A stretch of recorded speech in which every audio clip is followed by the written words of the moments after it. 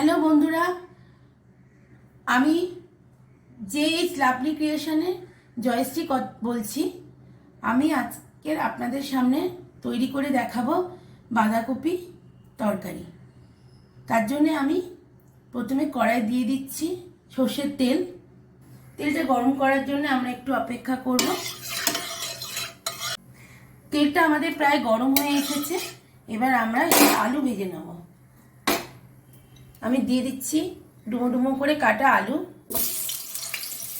আলু যে যেমন খান সে তেমন দিতে পারেন।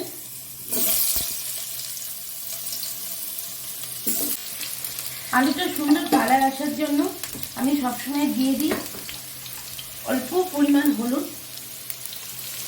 হলুদটা দিলে আলুটার কালারটা খুব ভালো আসে। আর সামান্য নুন।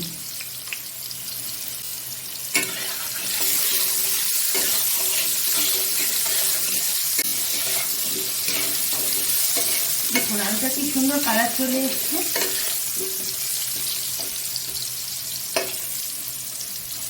এখন আমরা আলুটা ভাজবো। আলুগুলো ভাজা হয়ে গেছে। দেখুন এগুলো আমি এবার একটা বোলের মধ্যে তুলে নিচ্ছি। সব আলুটা তোলা হয়ে গেছে, পাশে রেখে দিলাম।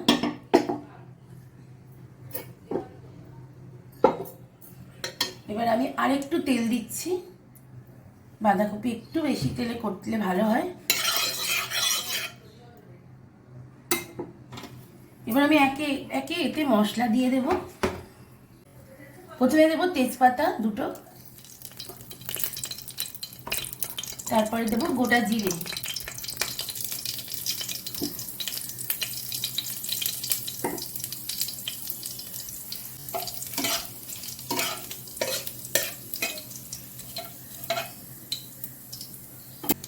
জিরেটা একটু ভাজা হয়ে গেলে, জিরেটা হালকা কালার এসছে, ব্রাউন কালার হলে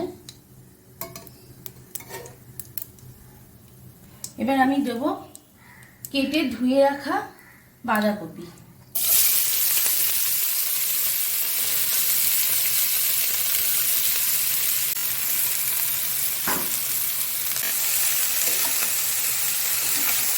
বাঁধাকপিটা একটু নাড়াচাড়া করে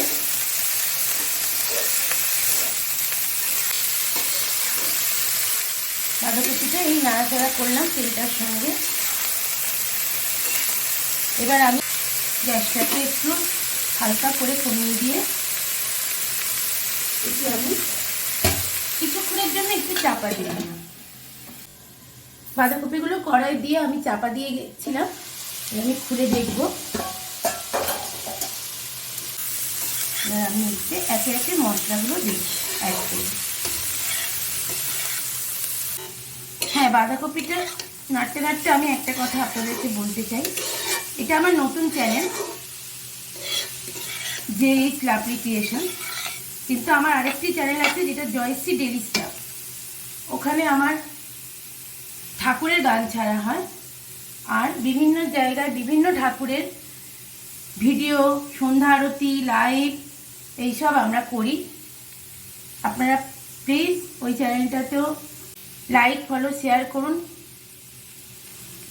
আর এই চ্যানেলটা তো অবশ্যই নতুন চ্যানেল, এটা আপনাদের সহযোগিতায় আমি যাতে আরও এগিয়ে নিয়ে যেতে পারি সেই চেষ্টা করছি আপনাদের সামনে ভালো ভালো রান্না তুলে ধরার। আপনারা প্লিজ প্লিজ প্লিজ এটাকে একটু লাইক করে দিন সবাই, এটাই বলার ছিল। ঠিক আছে, এবার আমি এটার মধ্যে মশলাগুলো অ্যাড করব। প্রথমে দিয়ে দেবো নুন। নুনের পরে এবার আমি দিয়ে দিচ্ছি টমেটো, কুচি কুচি করে কাটা টমেটো।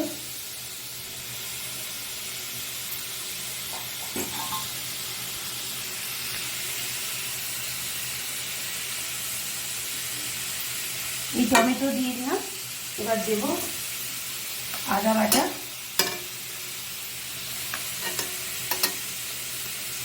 পরিমাণ মতন আদা বাটা।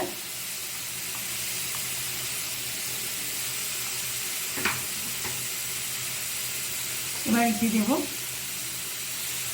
হলুদ গুঁড়ো,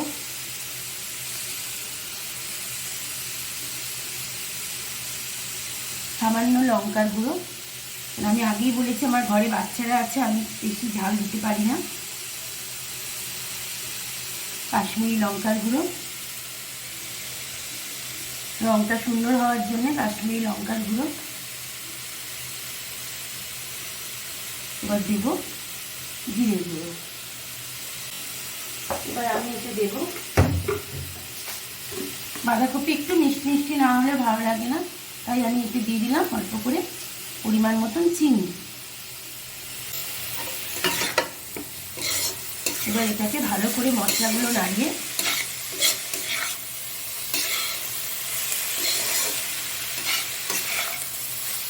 মশলাগুলো যাতে পুড়ে না যায় সেই জন্য আমি সবসময় মশলা দেওয়ার পরে সামান্য জল দিই, তাতে মশলাগুলো ভাজাও ভালো হয় আর মশলাগুলো সবজির মধ্যে ভালোভাবে লেগে যায়।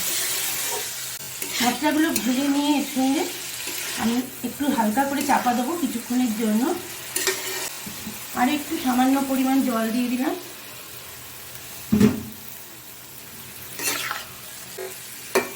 আমি আরেকবার 2-3 মিনিটের জন্য একটু চাপা দিয়ে দেবো।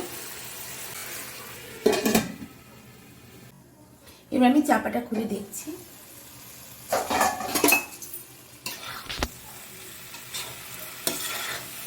দেখুন কি সুন্দর কালার।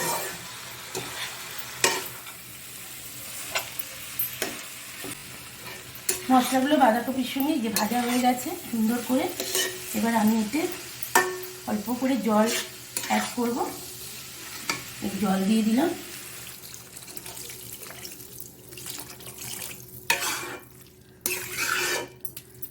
এটা পুরো মাখা মাখা হবে, তো বেশি জলের প্রয়োজন নেই। জল দেওয়ার পর আমি এর মধ্যে দিয়ে দেবো আমার ভাজা আলুগুলো।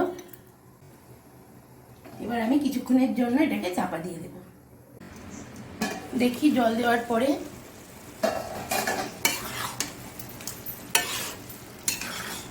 জলটা একদম শুকিয়ে এসছে।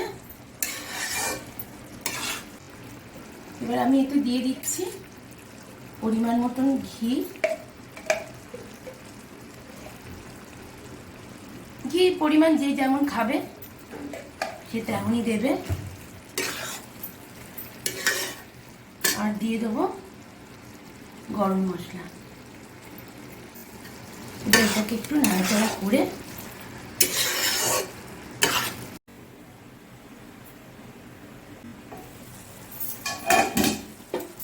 দেখুন তরকারি আমার রেডি। আমি গ্যাসটা বন্ধ করে দিচ্ছি।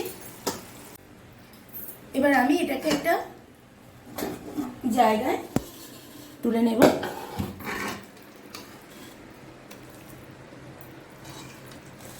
দেখুন কি সুন্দর রসালো রসালো।